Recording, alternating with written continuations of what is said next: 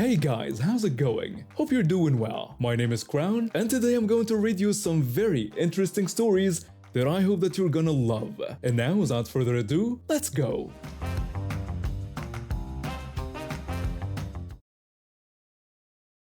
I needed the work, so I took the job at the medical office. The place was part of a chain, everything run by corporate policy and procedures. Everyone there seemed to fit into this mold, speaking the same language about metrics and quarterly goals. I tried to blend in, kept quiet, did my work, clocked in and out without making waves. But there was this one coworker who decided from day one that she had a problem with me. I never figured out why. Maybe I looked at her wrong during orientation or forgot to laugh at one of her jokes. Whatever the reason, she made it her mission to make my life difficult. The petty stuff started small. I'd arrive at my desk in the morning and my monitor would be unplugged. My keyboard too. At first I thought it was maintenance or some weird electrical issue. Then I noticed it only happened to my station. Only on days when she worked the shift before mine. I let it slide. Not worth the drama. Then came the documentation issue. Part of our job involved updating patient files and maintaining records. We split the responsibility, each handling certain accounts. Simple enough, except she'd skip her portion entirely and I wouldn't find out until my boss called me into her office. My boss told me I was falling behind on the documentation. She said this was the third time this month. I tried to explain that I completed my section and offered to show her the logs. She just said someone wasn't doing their job and it was reflecting poorly on the department. I pulled up the system and showed her exactly which files I'd handled, but by then, the damage was done. My boss looked at me like I was making excuses. My co-worker would act all innocent, claiming she definitely did her part. Maybe there was a system glitch. It happened 4 times before I realized she was doing it on purpose. I'm not someone who starts fights, but I'm also not someone who just takes it forever. So I decided to respond in the only way that felt appropriate given how ridiculous this situation had become. This girl's entire personality revolved around one thing: being from Brooklyn. Every single day, multiple times a day, she found ways to work it into conversation. She'd tell everyone that she was from Brooklyn so she knew what real pizza was. She'd say this place didn't know pizza at all. When someone disagreed with her about anything, she'd announce that she was from Brooklyn and they didn't stand for nonsense like that there. It didn't matter what we were talking about. Somehow Brooklyn became relevant. Someone brought bagels, and she knew better bagels in Brooklyn. Someone mentioned traffic, and she'd say Brooklyn traffic was worse. A patient complained about wait times, and she'd claim that in Brooklyn, people knew how to handle complaints properly. The final straw came when I got pulled into my boss's office again. Another documentation issue. Another lecture about responsibility and team dynamics. I pulled up my completed work right there on her computer, showed her timestamps, showed her which accounts I'd handled. My boss just sighed and told me to figure it out with my coworker. I went back to my desk fuming, sat there staring at my unplugged monitor for the 100th time.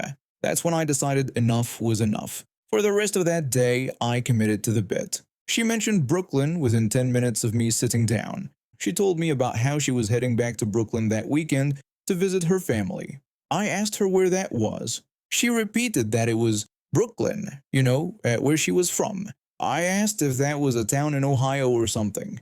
She looked at me like I'd grown a second head. She said no, it was Brooklyn in New York. I said, oh, New York, and asked if it was upstate because I had a cousin who lived upstate. She said no, it was in New York City. It was Brooklyn. I told her I'd never heard of it. She stared at me, waiting for me to crack a smile or acknowledge the joke. I kept my face neutral, turned back to my computer, started typing. She brought it up again at lunch. She said that, like she was trying to explain before, Brooklyn was one of the 5 boroughs. I said 5 boroughs and acted confused. I said I thought there were only 4: Manhattan, Queens, Bronx, and Staten Island. She insisted that Brooklyn was one of the boroughs. She said it was the most populated one. I told her it didn't ring a bell. By the afternoon, she was pulling up maps on her phone, shoving them in my face. She pointed at her screen and told me to look. Right there. Brooklyn. She asked if I could see it. I looked at the screen and shrugged. I said that was photoshopped. I told her Brooklyn wasn't real. It was one of those internet hoax things like Finland. She shouted that Finland was real too. I said if she says so. She started raising her voice, getting upset. Other co-workers looked over. I just kept working, occasionally asking innocent questions. I asked her so if Brooklyn was real, which I wasn't saying it was, would it be near Albany? She stood up from her desk, hands shaking.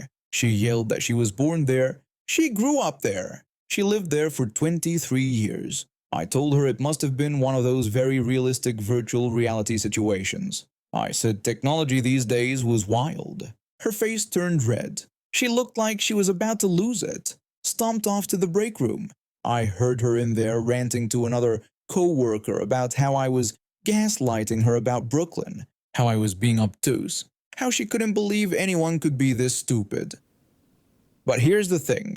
What was she going to do? File a complaint with human resources, walk into our boss's office, and explain that I was bullying her by pretending not to know basic geography, say that I was creating a hostile work environment by questioning the existence of an entire borough? She couldn't. For the next 2 weeks, every single time she mentioned Brooklyn, I maintained the bit, kept asking questions, kept acting confused, suggested maybe she meant Brookline, Massachusetts, wondered if she'd been confused this whole time. She eventually stopped unplugging my equipment, stopped skipping her documentation duties, started avoiding me entirely, which suited me just fine. My daughter started 5th grade this year at a small private school. The classes are tiny, maybe 15 kids max, so everyone knows everyone. That's usually a good thing. Usually, a new girl joined in September. Right away, things were different. She was loud during lessons, constantly interrupting the teacher. My daughter came home that first week complaining about not being able to hear during math because this girl kept shouting out answers and talking to herself. I figured it was just new school jitters. Kids need time to adjust. Then came Halloween. My daughter texted me during lunch, which she's only supposed to do for emergencies. When I called the school, they explained there had been an incident in the cafeteria. The new girl had been taking food off other kids' trays without asking. My daughter's sandwich, 2 other kids, snacks, someone's entire lunchbox. Just grabbing things and eating them like it was a buffet. The school handled it. The girl apologized to everyone involved, including my daughter. 2 weeks later, we got a school-wide email about respecting personal boundaries and keeping our hands to ourselves. I asked my daughter what happened. My daughter sighed into her phone and told me the new girl kept hugging people all the time. She said the girl had hugged her 4 times that day alone, and she kept telling her she didn't like hugs from people she wasn't close to. I asked if she told the teacher about it. She said yes and explained that was why we got the email. She mentioned the girl had even hugged their teacher and wouldn't let go. I talked to a few other parents. Same story from all of them. Their kids were uncomfortable. The disruptions were constant. One mom mentioned her son had started eating lunch in the library to avoid the cafeteria situation. I've seen the new girl myself during pickup a handful of times. She is loud, moves in jerky motions, doesn't seem to pick up on social cues. I'm not a doctor, but I've worked with enough kids to recognize possible signs of autism. Not that it excuses everything, but it does explain some behaviors. My daughter has tried to be patient. She really has.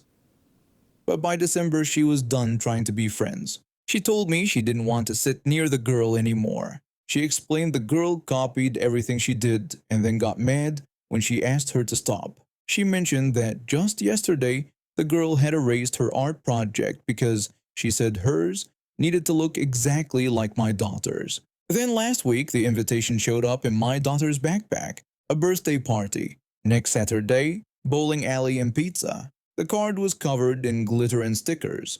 My daughter tossed it on the counter without a second look. She told me flatly she wasn't going. I asked if she wanted to think about it first. She said no. She explained the girl was mean to her and she didn't like being around her. I couldn't argue with that. She's in 5th grade now, old enough to decide who she wants to spend time with. I wasn't going to force her to attend a party for someone who made her uncomfortable. But then I started talking to other parents. The first mom I asked said her daughter wasn't going. Too many behavioral issues. The second mom said the same thing. By the time I'd talked to 5 parents, I realized something horrible. Nobody was planning to go. Not a single kid from the class. That hit me differently. One kid declining is normal. Every kid declining is devastating.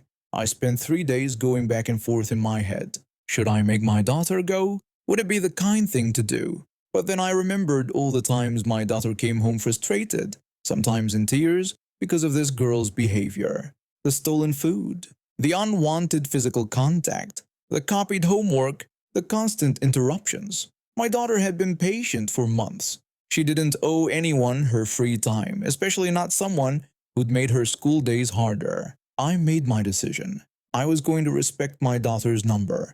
The invitation didn't have an RSVP number or email. I didn't have the girl's parents' contact information, but I couldn't just ghost them. That felt cruel. I decided to try catching them at pickup. Maybe I could pull the mom aside, let her know gently that we wouldn't be able to attend.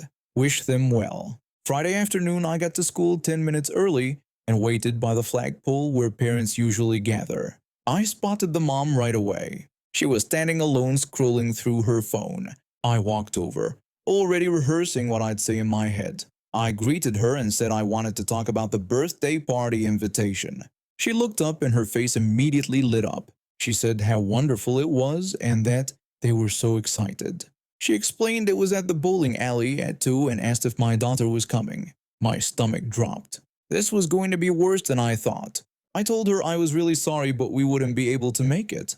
I explained we had a family commitment that day. I said I wanted to let her know in person and wish her daughter an early happy birthday. The smile vanished from her face. She questioned whether I really had a family commitment on a Saturday afternoon. Her tone was suspicious. I confirmed we did have something we couldn't reschedule and repeated that I was sorry. She said it would mean a lot to her daughter if mine came.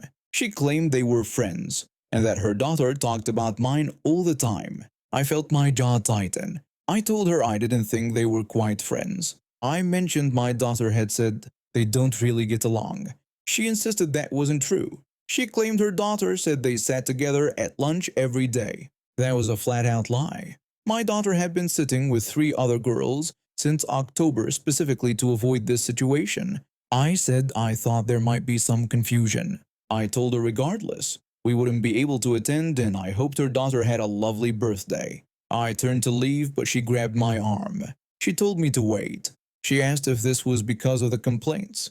She said her daughter had special needs and everyone had been so cruel to her. I told her I wasn't discussing that with her. I explained my daughter was uncomfortable attending and I was respecting her decision. I added that she was old enough to choose who she spends time with. She accused me of teaching my daughter to exclude people. She called it disgusting. Other parents were starting to stare. I pulled my arm free. I told her I was teaching my daughter that she didn't have to spend time with people who made her uncomfortable. I said to have a good day. I walked away, heart pounding. My daughter came out a minute later. We drove home in silence. That night I got a text from an unknown number. Long paragraphs about how I was raising a bully, how my daughter was making the new girl's life miserable, how I should be ashamed. I blocked the number. Saturday came and went. I took my daughter and 2 of her friends to see a movie. We got ice cream after. She had a great time. Monday morning at drop-off, the new girl's mom wouldn't look at me. Fine by me. My daughter came home that afternoon and said only 2 kids showed up to the party. Both were boys whose parents forced them to go. She told me she felt a little bad for the girl. I said that was okay. I explained she could feel bad and still make the choice that was right for her. She nodded and went to do her homework. I don't regret my decision. My daughter deserved to have her boundaries respected. Kindness doesn't mean setting yourself on fire to keep someone else warm. I take the subway to work every single morning. Same train, same route, same familiar faces most days. After years of this commute, you start to notice patterns. You learn who gets off at which stop, who always has their nose in a book, who falls asleep against the window. That morning I got on at my usual station around 7:30. The car was packed during rush hour. People squeezed in shoulder to shoulder, holding on to the overhead rails and poles. I managed to grab a spot near the middle doors where I could at least steady myself against the glass partition. A few stops later, this heavily pregnant woman got on. I mean, really pregnant. She looked like she was due any day now. She was moving slowly, one hand on her lower back, the other gripping her bag. Her face had that exhausted look that told you she'd probably been up half the night unable to get comfortable. She stood there near the priority seating section, clearly hoping someone would offer her a seat. The priority seats are right at the front of each car. They're marked with bright blue signs that show they're meant for elderly people, disabled passengers, and pregnant women. Everyone knows this. It's posted everywhere. But nobody moved. Most people had their eyes glued to their phones or were pretending to be asleep. I couldn't offer my spot because I was standing too. I watched her shift her weight from foot to foot when the train lurched forward. She grabbed onto a pole to steady herself. That's when I noticed the woman sitting in one of those priority seats. She looked perfectly healthy, maybe in her late 30s or early 40s. She had her purse taking up the seat next to her and was scrolling through her phone like she didn't have a care in the world. She wasn't elderly. She had no visible disability. No cane, no crutches, no medical equipment, nothing. The pregnant woman was standing right in front of her, right there. Impossible to miss. This seated woman just kept scrolling through her phone. She looked up once, made eye contact with the pregnant woman, then looked back down at her screen. Didn't move, didn't offer the seat. Nothing. I felt my blood pressure rising. Look, I get it. Sometimes you're tired. Sometimes you've had a long day. But those seats exist for a reason. And when someone who actually needs one is standing right in front of you, you do the right thing. I couldn't stay quiet. I excused myself and pointed out that she was sitting in a priority seat. I told her there was a pregnant woman standing right there who needed it more than she did. She looked up at me with this annoyed expression, like I'd just interrupted something incredibly important. She told me to mind my own business. She said she was there first. I explained that it was a priority seat. It was literally marked for people who need it. I said the pregnant woman was pregnant and needed to sit down. She said she didn't see a sign with her name on it. She repeated that it was first come, first served. The pregnant woman looked mortified. She started to speak up and said, "It was okay, really." She insisted she was fine, but she wasn't fine. I could see her wincing slightly with each bump and jostle of the train. I told her no, it wasn't okay. I said these seats are designated for people who need them. I pointed out she was sitting in a spot meant for someone like the pregnant woman. The entitled woman turned red. She stood up suddenly, and for a second I thought she was actually going to do the right thing. Instead, she moved toward me with her finger pointed. She asked how I dared to tell her what to do. She yelled that I had no right. She actually tried to shove me. I stepped back quickly, and she missed. The train car had gone pretty quiet now. Everyone was watching. I asked if she was seriously trying to assault me right now. I said it was over a seat she shouldn't even be in. She screamed that she'd do whatever she wanted. She said I couldn't talk to her like that. She pulled out her phone and started dialing. Then she put it on speaker, loud enough for half the car to hear. She said yes, she needed police. She claimed she was on the subway and someone was harassing her. She said they were threatening her and she didn't feel safe. I just stood there. I wasn't threatening her. I hadn't touched her. She was the one who tried to shove me. Other passengers were pulling out their phones now, probably recording. The dispatcher asked for her location and what exactly was happening. She said she was on the number 6 train and claimed that I had attacked her. She said I was being aggressive and wouldn't leave her alone. The dispatcher asked if someone had physically assaulted her. She said, well, I had yelled at her and got in her face. I spoke up, making sure my voice carried. I explained that I had asked her to give up a priority seat for a pregnant woman. I said she tried to push me. I said clearly that I never touched her. Multiple passengers started speaking up too. One random passenger confirmed that was true. They said she tried to hit me first. Another passenger added that she was sitting in the handicapped seat and wouldn't move for the pregnant lady. The dispatcher's voice came through the speaker, much more stern now. She asked if this was about a subway seat dispute. The entitled woman insisted that I had no right to harass her. The dispatcher told her to let her be very clear. She explained that making a false police report is a crime. She said if she sent officers to her location based on what she was telling her and they determined she had filed a false report or committed assault, she would be arrested. She said she would spend the night in jail. She asked if she understood. The color drained from her face. The entire car had gone silent. You could have heard a pin drop. The dispatcher said she was going to ask her one more time. She asked if someone actually assaulted her or if this was about someone asking her to give up a priority seat. Her voice came out much smaller now. She stammered that it was just something. The dispatcher said that was what she thought. She told her to consider this her warning. She ordered her to behave herself and stop wasting emergency resources. She said goodbye. The call ended. She stood there frozen, her phone still in her hand. She had gone from red to completely white. She looked around at all of us staring at her.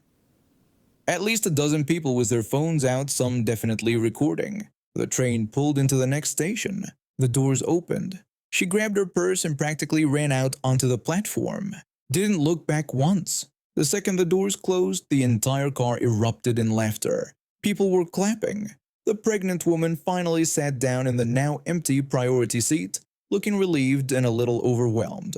The pregnant woman thanked me. She said, "Really? Thank you so much." I told her not to mention it.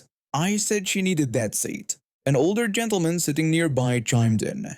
He said that dispatcher was not playing around. He asked if I heard her voice. The laughter continued for the next few stops. People were replaying what happened, imitating her panicked voice when the dispatcher called her out. Someone near the back yelled out that they got the whole thing on video. I just stood there, still a bit stunned by what had happened. I'd expected maybe an argument, maybe her getting off in a huff. I definitely hadn't expected her to call the police on speaker and get absolutely demolished by the dispatcher in front of everyone. The pregnant woman caught my eye and mouthed another "thank you." I nodded back. Worth it. I grew up in a house where fairness didn't exist. My older sister got everything while I had to fight for scraps. Our siblings bought her first car, paid for her cell phones, added her to family plans. I got nothing. It sounds like I'm being dramatic, but it's the truth. My sister never really made it in life. She jumped from one fast food job to another, which wouldn't be a problem except she acted like she was too good for that kind of work. She had this strange sense of superiority, like the universe owed her something better. Meanwhile, I worked my way through college, earned my degree, and started building a career. Everything I had came from my own effort. That's when she started getting really strange about my success. I saved up money to get braces when I was an adult. It was something I'd wanted since childhood. When she saw my straightened teeth, she told me that my teeth weren't even that bad before, that hers were worse, and that she should have been the one to get braces because she would look prettier with them. There was no happiness for me, just anger that I had something she wanted. When I showed her a drawing I'd worked on, something I'd spent years teaching myself to do, she looked at it and told me that she should be the artistic one in the family. She demanded that I show her how to draw, like creativity was supposed to be divided by age, and I'd somehow stolen her share. The absolute worst moment came after I had my son. He was born with bright red hair and pale white skin. My sister has red hair from her different father. When she first saw my baby, she didn't congratulate me or admire him. She looked at him and told me he should have been her son instead of mine. I should have stopped talking to her right then. I didn't. That happened later, after everything fell apart. My sister was working at a fast food restaurant, and she found people who would listen to her stories. She spent her shifts telling co-workers about her awful younger sister. In her version, I was spoiled and mean, always causing trouble for her. She made herself out to be the victim of our family, the one who suffered while I got pampered. The truth was the exact opposite. She was the favorite child. I was the one who got ignored and pushed aside for no reason I could understand. But she didn't stop at calling me spoiled. She told her co-workers that she used to have bruises all over her body. She said she missed days of school because our mother and I would beat her up. I was the one who got beaten. I was the one covered in bruises. Then she went too far. She started telling people that I had lied about being molested. One of her co-workers happened to be my best friend from college. We'd been close for years and talked constantly. When my best friend first told me that someone with my last name had started working at her restaurant, I confirmed we were sisters. I asked her not to bring me up because I valued my privacy. I had my own apartment, my own career, my own life. I didn't want my sister asking questions about me or trying to insert herself into my world. My best friend agreed to keep quiet until the day my sister said what she said about the molestation. My best friend interrupted her immediately. She told my sister that she knew exactly who I was and that she was going to call me right that second. She called me while she was still on her shift. I answered right away because phone calls are rare these days, and when they happen, it usually means something terrible has occurred. She told me what my sister had been saying. She told me about the lies about abuse and the claim that I had fabricated being molested. I was silent for a moment, trying to process it. Then I remembered something important. I told her it was interesting and that I could send her proof. What my sister didn't know was that I had my own kind of crazy. When I was in college, I still lived at home. I had a smartphone back then. I started recording things because I was scared. I never called the police on my mother or my sister. I don't know why I didn't. I think part of me believed that if something happened to me, the police would find my phone and use it as evidence so they couldn't get away with what they'd done. I had a Google Drive full of files. There were photos of my injuries and my destroyed belongings. There were videos of my mother and sister screaming at me. Even my best friend didn't know I had all of this. She just trusted me and wanted to expose my sister's lies. I sent her the link. She opened it right there at work. I don't think she watched the videos, but the photos were more than enough. There were pictures of my split lip, my bruised shoulders, my broken things. My sister's lies collapsed in seconds. My best friend asked my sister to explain what she was looking at. My sister apparently went pale and couldn't come up with an answer. She'd been caught in front of everyone on shift. The humiliation was complete. You'd think she would have quit after that, but she didn't. She kept working there even though everyone knew the truth now. My best friend told me later that everyone at work hated my sister after that day. My sister tried to claim that I had hurt myself on purpose, that I'd set everything up to frame her. Nobody believed a word she said. Eventually, she got fired. She'd been caught stealing money from the register and offering alcohol to a 16-year-old co-worker. My sister was almost 30 years old at the time. After that, she tried getting hired at other fast food places. She couldn't get a job anywhere. I like to imagine that people in the industry knew each other somehow. That word had spread about what kind of person she was. The lying, the stealing, the whole disaster. My sister tried to rebuild her life but never managed it. She went into debt. At some point, she physically attacked a coworker and ended up getting involuntarily committed to a psychiatric facility. That led to bankruptcy. She accumulated so much debt that she can't even open a bank account anymore. Right now, she's 38 years old. She lives at home with our mother because she has nowhere else to go. She has no job and no future. Those compulsive lies destroyed her reputation in minutes and probably ruined her entire life. I'm happily married. My partner and I have been together for 11 years.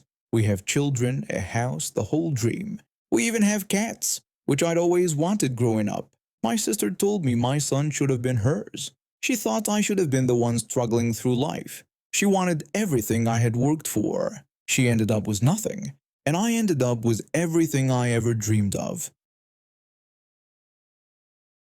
I've been doing delivery shopping through one of those apps for about 2 years now. It works with my schedule and lets me make decent money if I'm smart about which orders I take. My golden rule is pretty simple. No tip equals no trip. I don't care how close the store is or how few items are on the list. If someone can't be bothered to offer even a couple dollars for my time and gas, I'm not taking their order. But there's one exception to this rule. Sometimes the planets align and everything lines up just right.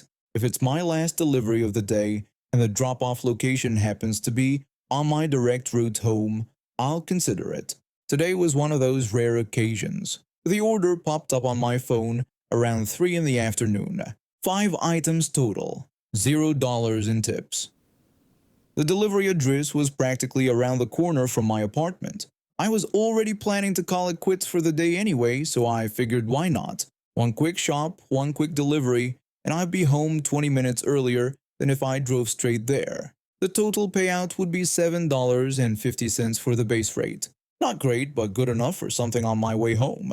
I accepted the order and headed into the store. The first 2 items were both hair products, some fancy boutique brand I'd never heard of, the kind that costs $40 a bottle and promises to transform your hair into silk or whatever. 1 bottle of shampoo and 1 bottle of conditioner. The remaining 3 items were basic stuff, a loaf of bread, a gallon of milk, and some bananas. Easy enough. I decided to grab the hair products first, since they were the most specific items on the list. I found the hair care aisle easily enough and located the brand. There on the shelf sat exactly 2 bottles of the shampoo. I checked the price tag below them. $42.99 each. Yep, that was the right product. I scanned the shelf looking for the matching conditioner. Nothing. I checked the shelf above and below. I looked at the products on either side. I even crouched down to see if maybe a bottle had fallen behind the others. The conditioner simply wasn't there. The store was sold out. This happens all the time in my line of work. Stores run out of specific items. It's not a big deal. I just snap a photo of what's available and message the customer to let them know. Usually, they either approve a substitution or tell me to skip that item entirely. I took a clear photo of the shelf showing the 2 shampoo bottles and the empty space where the conditioner should be. I opened the chat feature in the app and typed out a quick message explaining that the store only had the shampoo in stock. I asked if they wanted me to grab just the shampoo or if they'd like me to check for a different brand of conditioner. The response came back in less than 30 seconds. The customer told me I was stupid and insisted they could see the conditioner in the photo I'd sent. I stared at my phone for a moment. That was unnecessarily rude, but okay. Maybe they misunderstood what I was saying. I took another photo, this time making sure to capture the empty shelf space, the price tag clearly visible, and the 2 lonely shampoo bottles. I zoomed in a bit so the empty spot was even more obvious. I explained again that the shampoo was available but the conditioner was completely out of stock. I even took a third photo showing the price tags on the shelf with the conditioner label and the empty space beneath it. The customer doubled down and called me an idiot. They used the actual curse word, not the polite version. They told me to stop wasting their time and just get both items like they ordered. I stood there in the hair care aisle holding a phone and feeling my jaw tighten. This person hadn't tipped, not a single dollar, and now they were calling me names because their favorite overpriced conditioner wasn't magically materializing out of thin air. I did some quick mental math. If I completed this order, I was absolutely getting a bad rating. 1 star, guaranteed. This customer was already hostile, and we hadn't even gotten past item 2 out of 5. Even if everything else went perfectly, they'd tank my rating out of spite. And for what? No tip was offered up front. No tip would be added after delivery. I'd driven to the store, dealt with verbal abuse, and I'd make exactly $7.50 for my trouble. Meanwhile, 1 bad rating would potentially cost me access to better orders for weeks. The algorithm punishes shoppers with low ratings. You get fewer order offers, and the ones you do get are usually the terrible no-tip orders that nobody else wants. 1 bad rating from this person could mess up my income for the next month. The choice became obvious. I didn't respond to their last message. I simply opened the app settings and hit the cancel button. A little pop-up asked me to confirm and select a reason. I selected customer was rude or abusive. I confirmed. Order cancelled. The app showed me a message saying the order had been successfully cancelled and thanked me for my time. Here's the thing about this system that most customers don't understand. When a shopper cancels an order, it doesn't just disappear. It immediately gets sent back out to another available shopper in the area. Someone else would get pinged with this exact same order within minutes. Same 5 items, same $0 tip, same rude customer. I looked down at the 2 bottles of shampoo sitting in my cart. Then I looked at the empty shelf space. Then I smiled.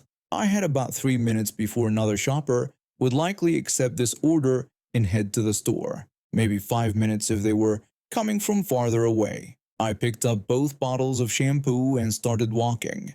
Past the pharmacy section, past the cleaning supplies, past the seasonal aisle with all the holiday decorations, all the way to the toy aisles in the back corner of the store. I found the bottom shelf stocked with colorful boxes of building blocks and construction sets, the kind that come in those huge plastic bins. The boxes were stacked pretty tight together. I carefully placed both bottles of shampoo behind a large set near the back. You couldn't see them at all unless you were really looking. They were completely hidden from view. They'd probably sit there for days before some employee doing restocking found them and returned them to the hair care aisle. Maybe even a week or two if the toy section didn't get much attention. I pushed my now empty cart toward the exit. I checked my phone. 2 minutes had passed since I canceled. Right on schedule, I saw a notification that the order had been picked up by another shopper. Some poor soul was probably just pulling into the parking lot right now. They'd walk into the store all optimistic, check their phone for the order details, and head straight to the hair care aisle. They'd look for the expensive boutique shampoo and conditioner, and they'd find absolutely nothing. The shelf would be completely empty of both products. No shampoo, no conditioner, just a blank space and a price tag showing $42.99. They'd take a photo of the empty shelf, they'd send it to the customer with a polite message about both items being out of stock, and that customer would probably lose their mind all over again. They'd probably accuse this new shopper of being stupid too. They'd probably insist the items were there and demand the shopper look harder. The new shopper would probably spend 10 minutes searching the entire hair care section. They might even ask a store employee for help. The employee would check the back room and come up empty. Eventually, the new shopper would either cancel the order too or suggest substitutions that the customer would reject. Either way, this person wasn't getting their fancy hair products today. I walked out into the parking lot feeling better than I had all day. The sun was still out and the weather was nice. I got in my car and sat there for a minute. I pulled up my earnings for the day. I'd done 11 deliveries before this one. Made $132 in total. Not bad for about 6 hours of work. I started the car and drove toward the exit. On my way out, I passed another shopper walking into the store. They had their phone out and were looking at it with a confused expression.